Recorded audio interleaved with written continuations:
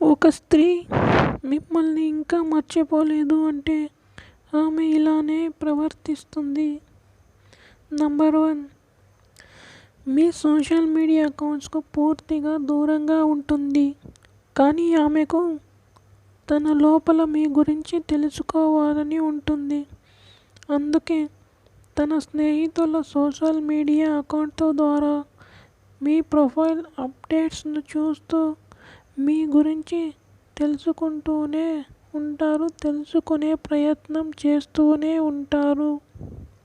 Number 2, ఆమె మీకు తనకు ఉన్న కొంతమంది మ్యూచువల్ ఫ్రెండ్స్తో మీ గురించి ఏదో క్యాజువల్గా మాట్లాడుతున్నా అని చెప్పి మీ గురించి అన్ని విషయాలు తెలుసుకుంటూనే ఉంటారు.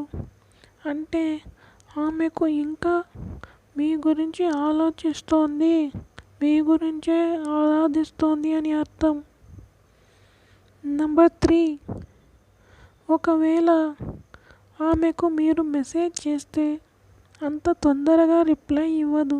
చాలా జాగ్రత్తగా ఆమె ఇంకా మీ గురించి ఆలోచిస్తోంది అని మీకు తెలిసేలాగా ఆలోచించి ప్రతి పదం మాట్లాడుతుంది. నంబర్ 4, మీరు లేకపోయినా కూడా గ్రూప్స్ గ్యాదరింగ్స్లో చాలా సంతోషంగా ఉంటుంది. కానీ ఆమె కళ్ళు మాత్రం మీకోసమే ఎదురు చూస్తూ ఉంటాయి. ఒకవేళ మీరు అక్కడ కనపడలేదు అంటే ఆమె పైకి నవ్వుతూనే లోపల చాలా బాధపడుతూ ఉంటుంది.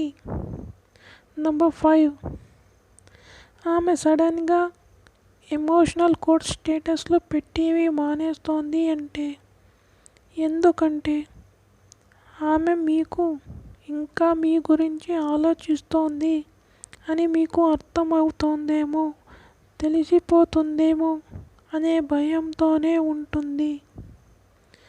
నంబర్ 6, ఆమె మీరు తనకు ఇచ్చిన గిఫ్ట్స్ అన్నీ తిరిగి మీకు ఇవ్వడానికి వస్తుంది.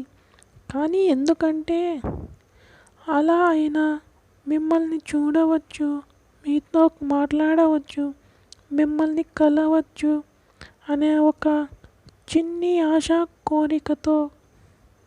నంబర్ 7, ఆమె ఎవరితో అయినా మాట్లాడేటప్పుడు మీ గురించి కానీ మీ పేరు విన్నా కానీ అస్సలు పట్టించుకోనట్టు ప్రవర్తిస్తుంది. కానీ ఆమెకు లోపల చాలా మీ పేరు విన్నా సంతోషంగా ఉంటుంది. మీరు తన దగ్గర లేదు అనే బాధ కూడా లోపల అనుభవిస్తూనే ఉంటుంది.